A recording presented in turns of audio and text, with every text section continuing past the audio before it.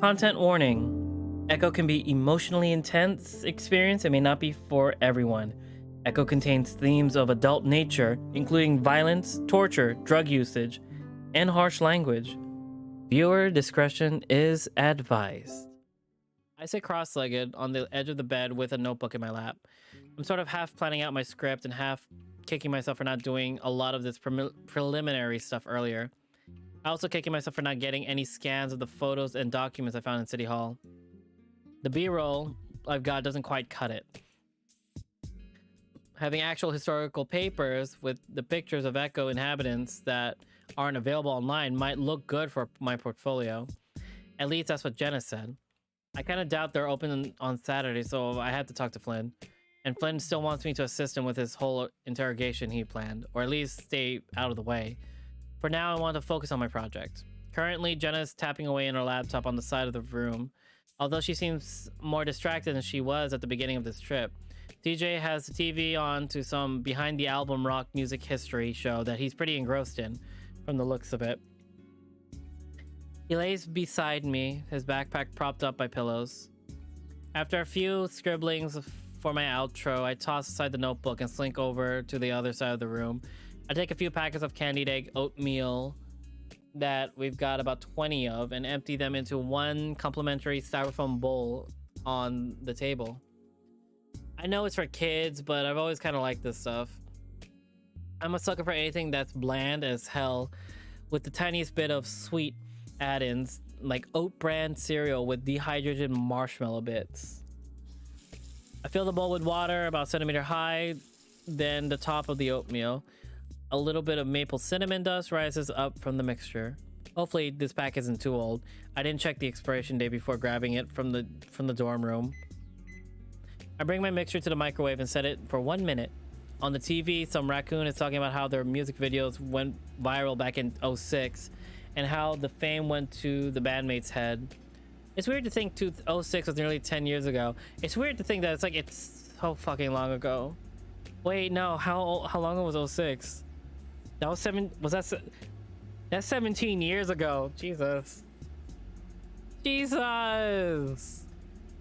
Remember watching shows like this with my mom as a kid, and they were always about hair metal from bands from the 80s and 90s.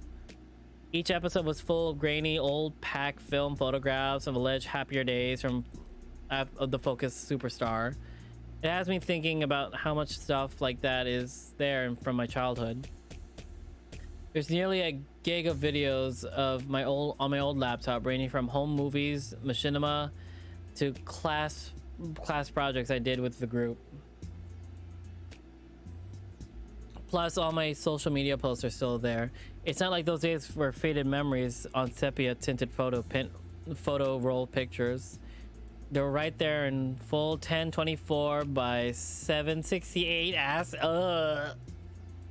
not the aspect ratio. Maybe that's why I didn't think about Echo with as much nostalgia as someone like TJ or, well, Leo for sure. Speaking of, I checked my phone a little while ago. He hasn't texted me. The microwave beeps and I take the oatmeal out. The directions say to leave it in for 2 and 2.5 minutes, but that always seems like overkill. I liked it a bit soupy. I'm going to take a shower. Do you guys want anything? Wait, hold up. I'm going to take a shower. Do you guys want anything? I blink. What? TJ stares blankly at us. Do you want anything from the shower? Jenna, after a couple of seconds, looks up from her laptop at the links. TJ? He looks as if he's come to realization, then quickly covers his face with his paw. I forget it. Forget I said the second part. I shift awkwardly, bowl of oatmeal in paw. I didn't get much sleep last night. Jenna sighs. It's okay, neither did I. I didn't wake you guys when I got in, did I? No, you were already pretty much awake. That man shouting in the parking lot was making me uneasy. Huh? I didn't hear any of that. Jenna lowers the top of her laptop some, though not closing it all the way. It started a little before midnight. You hadn't arrived yet. It sounded like he was walking around the motel. He even screamed at our window. Was he yelling anything specific? No, he was just shouting. I heard a few words here and there, but never like full sentences or anything. He just sounded really, really mad or sad. TJ pauses, looking at the bowl I'm holding. or scared. I don't know. Part of me kind of wanted to call Leo. I can't help but smile a little at that. Really? Wow. I didn't actually. Leo the protector. I can't believe after all this time, TJ still sees Leo that way. I called the police. They said they sent a patrol car, but I never saw one show up. He eventually just left, a little before you showed up, actually. It feels like everyone's on drugs in this town now. Now? Jenna retorts, looking at me, raised brow. Well, I mean, it wasn't always this strange, was it? Even back growing up, I still wager that at least a third of the population was on heroin or worse. It comes to territory. But I will say, I do somewhat agree with you. Echo depopulated by around 100 people since I was born. That in itself is the other 2/3 of the population. Those that remained didn't have the same level of general township community that we once had. What little that it was. TJ nods, rubbing on his wrist and looking towards the drape-covered windows facing the parking lot. I remember when we used to have our own grocery store. Oh, speaking of, we ate at the diner after the hike yesterday. Julian works there now as a busboy. You remember him, right? I think for a moment. Was he the green reptile kid who peed himself in AP Lit? TJ looks aghast. What? No! Then I don't know him. That was Cody. Wait, the Cody you dated? Jenna makes a slight disgusted noise, shaking her head. You're thinking of upstate Cody. I never got to meet him. Yes, well... Jenna lets out a little puff of air, pushing up her laptop screen again and typing something. Neither did I. She stopped for a moment, turning to look at me. May I have some of that? My oatmeal? Oh, sure. I hand her the still warm styrofoam bowl with a spoon. Damn it, I wanted that. And of course she's digging out all the sugar dinosaur eggs first. So... Right, what was I saying? Oh yeah, Julian was telling us that the diner will probably end up closing down at the end of this year. Maybe next, if they're lucky. That's like the last business in town besides the motel. The last legitimate business, you mean? I see Jenna nod before taking another bite of my oatmeal. It's no wonder that people act weird. Even Leo, Carl, and definitely Flynn are different. Did you guys see Janice again after what happened on the road? TJ nods uneasily. The Lynx beginning to busy himself gathering up the fresh set of clothing. I asked her if she was okay or needed any help, and she said she was fine. Great even. But she looked really bad. TJ picks up some red pajama pants that have faded like Christmas ornaments symbols stitched in around the bottom of the pine tree decals on the waist. He also, a bit more discreetly, grabs a pair of bright red underwear and quickly hides them in the folds of their pants. I wonder if he's matching the two intentionally. And I don't mean like ugly. I mean, she was like kind of grimy and smelled like raw meat. She was definitely on something, TJ. I hope not. TJ shuffles himself into the bathroom. The door shuts. You know, Jenna sits up some. I think it was Clint. Jenna speaking to me, but her eyes are on her laptop. Huh? The man outside that was screaming. At first I thought it had to be Jeremy with him and God. Just the thought of that makes me want to get out of the town and not look back. I don't blame you, but Clint? Judging by the popular television growing up, it seems like everyone alive has had a childhood bully, some with multiple. We had Clint and his little gang of assholes. Jeremy, Micah, hell, even Heather sometimes. The thing is, in a town of 50 people, escaping your bullies is near impossible. They're everywhere. They hate you, they hurt you, and there's nothing you can do about it. Well, until Leo did something about it. I still remember the squelching noises Clint made as Leo hit him over and over again outside his own trailer. Leo didn't speak any English, and they were all a couple of years older than us, but that didn't stop him. I don't know how things would have turned out if he never moved here. The voice, it has a certain cadence to it that reminded me of him. Huh? I resigned myself to the notion that Jenna has eaten all my oatmeal at this point. Moving over to the microwave, I grab another styrofoam bowl and a cup for more packets. I can already tell this is not going to be enough left to be really satisfying. I'm assuming you haven't gone to see Jeremy and the rest of the family either then. No, and I doubt I will. By the way, how are you doing? I look over my shoulder. She seems to be deciding on a font or from whatever she's typing away at. Catching my glance, she meets my gaze just for a moment. And I don't mean in general. Any sleep issues? Of course, she changes the topic just like that. Sleep issues, as she calls them for my sake. I pour some water in the oatmeal. No paralysis, just sort of strange, very lucid dreams. I think my subconscious wants me to shave off my goatee.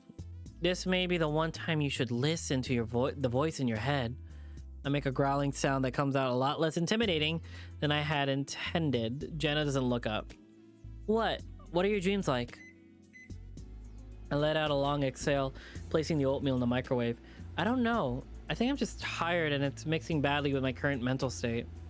I've been kind of crawling in my skin since I got here. I saw a face behind someone's shoulder that wasn't really there last night. It was something I thought about much at the time. I was really upset, but the more I dwell on it, I don't know. I shrugged, waving dismissively. When I look at Jenna again, I can see the fur on her neck has lifted a little. It was probably just the angle though. You alright? Jenna looks back at me and I can tell she's debating whether or not to tell me something. I wait. Just made me think about when I was a kid. Hadn't thought about it for years actually. I paused. Do you want to talk about it? I'm worried about to open up a can of worms. It wasn't traumatizing or anything like that. Well, it was actually, but it wasn't real. Did you see a face? Yeah, it was like reddish color, flat too. Whoa. Yeah. It had a body as well, but I can't really remember exactly what it was. Did you dream it? No, not really a dream. At least not in the sense that I was asleep when it happened. I just see it walking around in broad daylight sometimes. What the hell? Are these like real solid memories? Like it really happened?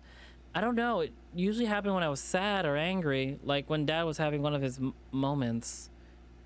You mentioning that you saw something while you were upset reminded me of it. I just see it walk past the doorway or sit in the closet. Really? What the fuck? It was like a long time ago. Like when I was 5. I don't want you to think I'm crazy, Chase. I don't. I saw things too as a kid. I mean, more things. Yeah, I think you've told me. I had it, and it's something I really don't want to think about right now. I'm pretty sure it's just something my mind made up because I was under a lot of stress. The brain can make up whatever it wants, really. It's part of the reason I went into the field that I did. I want to help figure out these things. Do you see it anymore at all? She's quiet for a while, then shakes her head. No. Fuck. Why did that scare me? Hold up. No. Well, hold up. Why did that scare me? I stand above the turnbuckle, holding my arms high above my head and flicking my strong tail behind me. I hear a lot of boos in the crowd, but that's how it is supposed to be. I'm a bad guy, or rudo, as they call me here. I'm not actually a bad guy for real, though. It's just an act. The flashing of the cameras is a little distracting, but nothing I can handle. I'm good at keeping cool. I reach up, making my mask is secure. Even my muzzle is covered. I can't risk my identity being revealed, especially in the match against Tigre Santos. He's one of the Tesinos? The good guys. A really goody tissues. I don't really trust him. He's too good. I don't trust people that are too good. They are always hiding something. The announcer shouts in a foreign language that I don't understand, and I growl, flexing my giant muscles towards nobody in particular. Tigre has been staring at me from across the ring the whole time. No showboating, though? That's not in character. At like 7.5 feet tall, I'm totally bigger than him. He's only 5'6", and I'm basically eating him for breakfast. The crowd always cheers for the smaller guy, though. The small guys can be just as bad as big guys, maybe even worse. I looked at the crowd. There's a couple of thousand people here, which is a lot. Sometimes I wish I could just tell them all the truth. The bell rings. It's time. Hey. Dad yells from the kitchen. I flinch and it feels like my stomach suddenly tied to in a knot. Not now, please. Dad walks in. He's wearing all camouflage with an undersized scout cap that seems to squeeze his head. What are you doing? I look down at my feet and pick some at the fibers of the rug. I don't respond. I hear him step in front of me. The crowd chanting on the TV catches his attention and he stops. You know you can't be watching this. And you know what today is. You're still in your pajamas. Watching this. Dad lets out a noise I really can't describe. I look up and he's pointing at the TV. He stands there watching for a moment. What is he doing to the other man? A reverse suplex? And that is fun? Fun for you? You enjoy watching this? I don't know. It was just on. I lie. Dad looks down at me and I can't tell whether he believes me or not. When I say something, you need to listen. Last night, I told you to get dressed in the clothes I gave you and be ready to go by 5. It's over 15 minutes. It's over 15 past 5 and you're not even dressed. I'm sorry. Okay. Dad sighs, stepping out of the room. His footsteps are heavy, like he doesn't care that Mom and my brothers are still trying to sleep. Next thing I know, he's back in the living room. He tosses another camouflage outfit into my lap and sets a rifle on the couch. When your mother and I talked about sending you up north to your uncle, we were not joking. Dad? He points at the TV again. And there's certainly no television up there. No violent video games. No adults that tolerate this sort of behavior. I ball my paws up into a fist, punching them into my stomach. Don't say anything. Anytime you say anything, it makes it worse. Dad looks at my paws and let out a strained, amused sounding grunt. What? Are you gonna hit me? Do you want to punch me now? Is this what you're learning? Again, he's pointing at the TV. His eyeballs are bulging and his mouth is hanging wide open. The way his hat tugs at his head makes him look different, scrunching his features. I don't know why he's wearing it.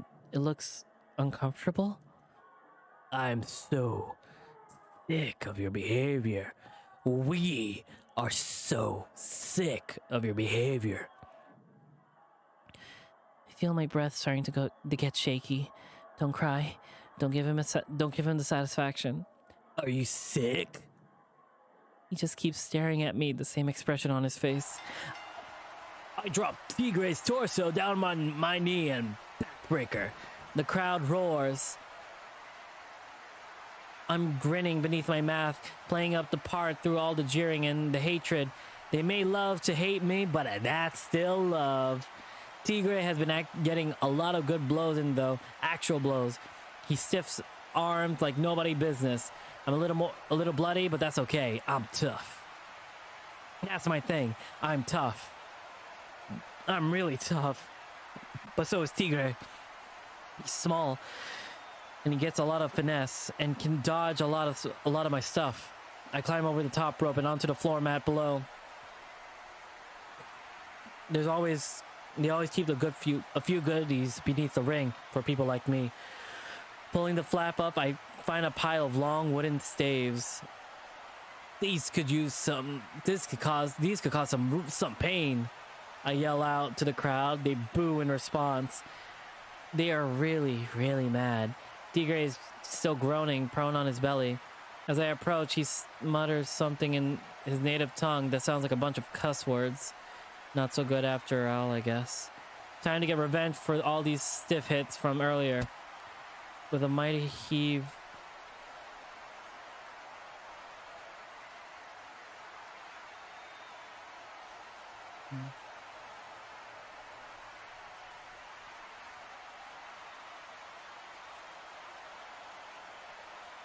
I have the gut feeling that this is covering something else. Though I hit him right back down. That's what you get. His shoulder twitches and he quickly clutches it at the free hand, rolling onto his stomach. More curses. I hit him again, this time the soft of his stomach. There's no referee to help him now. I hear him gasp, holding up a paw in front of me, trying to protect himself. This time I hit him in his crotch. Not that there was much to hit. He had a little penis and balls because he's so small. Mine are huge, of course. I had to wear it like a super big cup so that things don't flop around. I dropped down on top of him, grabbing him by the scruff of his spandex leotard. He whimpers beneath me, his black and orange tail coiled inward between his legs. I lower my voice, speaking in deep, raspy tone. Don't stiff on me again like that or else, Tigre Santos. I think he quivers out, and I won't. He's probably so humiliated right now. His eyes are like saucers looking at me, waiting to see what to do next, like completely at his mercy and everything.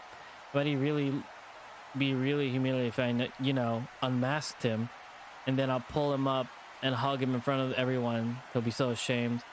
I'll show them that I'm the real good guy. Maybe he'd like that and feel better. That's fine too. I place my thumbs beneath the bottom of his mask and pull up. Dad's gunshots ring out so loud. It seems to shake the leaves of the trees nearby. Some kind of bird falls from the sky, and I think it's a dove because it's all white and stuff. Or at least it was white. I actually saw pink mist when the bird shot hit it. Like in the movies. The rest of the flock keeps flying as if nothing has happened. Dad looks over his shoulder towards me, his breathing heavy. I can see a little wisp of fog when he exhales in that cold. It takes him a while to actually speak. You see that? Yeah? He smiles tightly. I got him. You did? I'm gonna grab the carcass. You see it put, alright? Okay. Dad turns back, jogging across the dewy grass towards where the bird fell. I adjust myself some and lean against the nearby tree. I wish I was home. My friends are still probably sleeping in, enjoying their warm, heated houses and all that. I can't focus here. It sucks, but Dad really wanted to go bird hunting. I asked him yesterday why he couldn't just do that alone, and he and Mom got really mad. I don't even know what sets them off anymore. It could just be the littlest thing and suddenly everything's all shitty. My rifle is kind of neat, I guess. It's a 22. I played a zombie shooting game at Chase's place that had the exact same kind in it. It's really, really loud though. Dad made me wear these big ear protectors, but it's still super intense. I swivel it around my arms before bringing the butt up to my shoulder, looking down the sights. I pretend the bush I'm aiming at is a zombie. I could survive in a zombie apocalypse pretty well, probably. There wouldn't be many zombies in Echo, and nearly everyone in town has guns. I just go to Carl's house. It's already like a fortress, and he has a ton of food and games. We'd be set. I hear Dad's footsteps and quickly lower the rifle. That's right. Keep that down. He holds up a pretty mess up looking bird. Its neck is half missing and the blood still drips from the hole there. You've never eaten dove, have you? No. It's like chicken, but stringier. I raise an eyebrow. Like string cheese, but chicken? Not exactly, but... well, you just have to try it. Okay. Now let's see if we can shoot something. Dad steps behind me, placing his paw on my arms and straightens my posture. Now remember what I told you. Always fire on the exhale. Don't flinch at the kick either.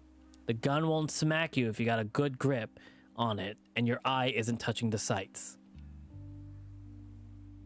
Not afraid to shoot a gun like TJ or Carl probably would be. Just a little nervous about the recoil. That's all. Suddenly, Dad grabs my shoulders. Look, look, look! He points towards the sky directly above us. A bunch of birds in a V-shaped formation are overhead. Those are ducks. Duck is great. You've had duck before and loved it. Now, you can get your own duck. Hurry, get sighted. I scrambled to get the gun aimed up and my eye lined up with the sight. Come on. I'm trying. The duck's already getting pretty far ahead. I can't see to get it lined up right. Give it to me. No, I've got it. Next thing I know, Dad's wrenching the butt from my shoulder and bringing the rifle up to his. It only takes him a few seconds to get ready before firing. Just like before, a bird falls from the flock, plummeting to the ground past the clearing of trees. This time, the flock breaks up, scattering. Dad turns, pushing the length of the rifle against my chest. Take your gun. Clutch onto it with both hands, and Dad starts making his way forward. I follow. Why didn't you fire? I was going to. The aiming thing, the sight, it wasn't lining up with my eye. I need to get it lined up right, or else I was going to miss. Son. And then you just yanked it out. You yanked it away. You were not listening to what I was telling you. Just like what I was saying this morning. Dad raises his voice. Voice raises. You can't do anything you're told, can you? My fingers grip the rifle tighter. It's like everything goes red. I can! You were being an asshole! I yell so loud my voice crack. Dad turns, slapping me so hard it makes my ears ring more than the gunshots do. My face burns and I growl into the inside of my jacket. A lump forms in my throat that I try to swallow down. I'm tough. I'm okay. Who taught you to speak like that? Nobody! Oh no, I think I know who. It was Flynn, wasn't it? It isn't right for you to hang around with a boy like that. What do you even mean? All the kids around Echo and you cling to the teenage, potty-mouthed gay boy. And look what's happened. He shakes his head, eyes wide again, like he can't believe what he's seeing when he's looking at me. You defy your parents to sit around at 5 in the morning watching men grope and hit each other? I'm breathing so hard now, it feels like I'm hyperventilating. Fuck you! Wrestling is cool and Flynn is awesome! Dad looks downright disgusted now, like he's gonna be sick. The insides of his ears are bright pink with flush too. You are sick. When we get home, we're sending you up north to the ranch. I don't care if we have to pull you out of school right now. You mean the compound? Now he's clenching his fists, his tail arched, and still behind him. Your mother and I prayed and prayed, but son... Why don't you ever leave me alone? You're so fucking bad, you know that? Stupid asshole. Dad steps towards fist raised. I bring my rifle up and aim at him. He stops. You are sick.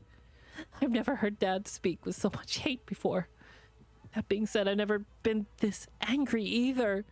You're pointing a rifle at your own father? Are you gonna shoot me? Huh? I just don't want you to hit me. I yell so loud my voices shift into a shrieking scream. The rifle shakes in my paw. Everything is blurry. I can feel my nose running. You deserve to be hit. The worst makes my stomach hurt for some reason. I throw down the rifle in the grass and face him. No, you do! You're so awful! I hate you so much! You won't leave me alone, you shit! All you do is threaten me, and threaten me, and threaten me, and Mom doesn't care! Nobody cares! My throat burns. I swallow back and a blubbering cry. Dad's shaking now. He doesn't even look like Dad anymore. I don't know what in God's name Flynn has done to you. You're just mad because you don't have any friends. You don't even have a job. You suck. You're so shitty. You're pathetic. I've hated you for so long. Nobody likes you.